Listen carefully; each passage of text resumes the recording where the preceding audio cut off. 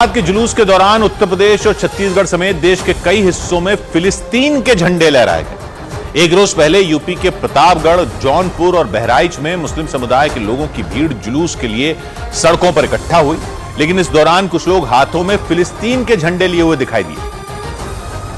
और जौनपुर में तो 12 वफात के जुलूस के दौरान कुछ लड़कों पर फिलिस्तीन के समर्थन में नारेबाजी करने का भी आरोप लगाया गया। वहां 3-4 मोटरसाइकिलों पर कुछ लड़के बाजार के बीच से नारेबाजी करते हुए जाते दिखे। पुलिस ने इस मामले में 4 लड़कों की पहचान करने का दावा किया। जौनपुर जैसी घटना यूपी के प्रतापगढ़ से भी सामने आई। वहां भी 12 वफात के जुलूस के दौरान फिलिस्तीन का झंडा लहराया गया। पुलिस ने वहां 7 लोगों के खिलाफ नामजद और 20 अज्ञात लोगों के खिलाफ मामला दर्ज कर लिया। पुलिस ने इस मामले में एक शख्स को हिरासत में भी लिया। आरोपियों पर पुलिस ने माहौल खराब करने का आरोप लगाया। यूपी के बहराइच जिले में भी जौनपुर और प्रतापगढ़ जैसे ही फिलिस्तीन के झंडे लहराए गए। वहां के जरवल इलाके में 12 वफात के जुलूस में भारी संख्या में लोग शामिल हुए, लेकिन जुलूस में शामिल एक लड़का हाथों में फिलिस्तीन का झंडा लेकर चलता दिखा।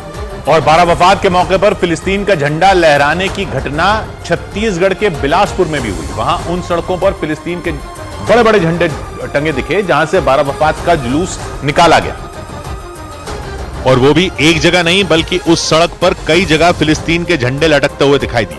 उन झंडों को सड़क के एक तरफ से दूसरी तरफ तक खंभों में रस्सी बांधकर लटकाया गया। ताराबहार इलाके में फिलिस्तीन के झंडे लगाए जाने की खबर मिलते ही वहां माहौल गर्मा गया। बिलासपुर के हिंदूवादी संगठनों ने विरोध शुरू कर दिया और माहौल खराब करने का आरोप लगा दिया।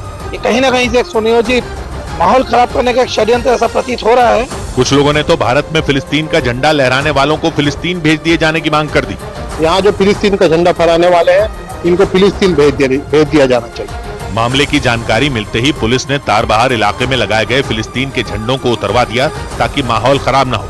इससे पहले जुलाई महीने में भी मुहर्रम के जुलूस के दौरान देश के अलग अलग राज्यों में फिलिस्तीन के झंडे लहराए जाने की खबरें सामने आई थी। सौ बात की एक बात यह कि पहली बात तो ये क्लियर कर लो कि फिलिस्तीन का झंडा कोई ISIS का झंडा नहीं है कि उसको लहराने पर आतंकवाद को समर्थन का आरोप लगा दिया।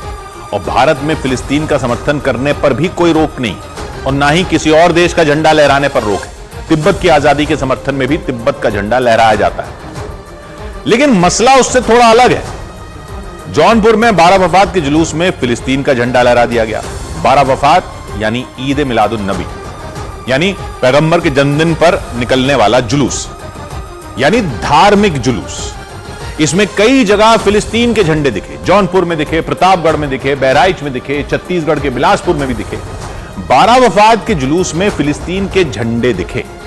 इससे पहले मुहर्रम के जुलूस में भी फिलिस्तीन के झंडे दिखे। झंडे लहराने पर तो कोई रोक नहीं, फिलिस्तीन का समर्थन करने पर भी कोई रोक नहीं। फिलिस्तीन का समर्थन करने का मतलब अल-कायदा या ISIS का समर्थन करना भी नहीं है।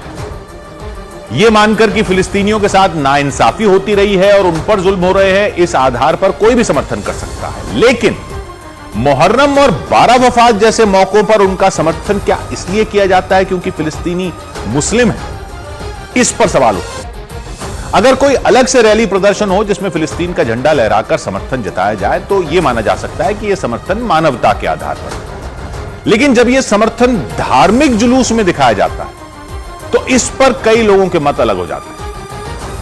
लेकिन सवाल भले ही हो कि यहां के मुसलमान वहां के लोगों का समर्थन सिर्फ इस्लाम के नाम पर क्यों करें, तब भी ऐसा करने पर कोई रोक तो है नहीं देश में। जिनको ऐसा करना ठीक लगता है वो भले ही करते रहें, लेकिन ये कोई हमारा घरेलू मसला तो है नहीं। तो ये हमारे यहां हिंदू मुस्लिम मसला क्यों मनाया जाए? जैसे फिलिस्तीन का समर्थन करने पर रोक नहीं है, वैसे ही अगर कोई संगठन इजराइल को अपना समर्थन दिखाना चाहे तो उस पर भी कोई रोक नहीं है। लेकिन ये उधर की लड़ाई क्यों इंपोर्ट करके हम अपने घर में ले आए? हमारे यहां अपने मसले कोई कम है? अपने मसले कोई कम है कि जो इस पर भी लड़ने बढ़ जाएं? फिलिस्तीन का झंडा क्या हिंदूवादी संगठनों को भड़काने के लिए लहराया जा रहा है धार्मिक जुलूसों में? तो फिर कुछ लोग इस पर भड़क क्यों रहे? ये पश्चिम एशिया की प्रॉब्लम हमारे यहां क्यों तनाव पैदा करने के लिए इस्तेमाल की जाए? जबरदस्ती शरारत की चिंगारी आग लगा देती है, कितनी बार तो देख चुके हैं। वो आपसे हजारों किलोमीटर दूर की लड़ाई है, उसमें आप कौन, आप खामखा लेन में नहीं देन में नहीं। पहले ही बहुत मसले हैं सुलझाने को, इसको तो दूर ही रखो प्लीज। समर्थन दिखाने के बहुत से और भी तरीके हैं और विरोध करने के भी बहुत से और तरीके। 100 बात की एक बात। उधर भारतीय हॉकी टीम ने रिकॉर्ड 5वीं बार एशियन चैंपियंस ट्रॉफी जीत ली। भारतीय हॉकी टीम ने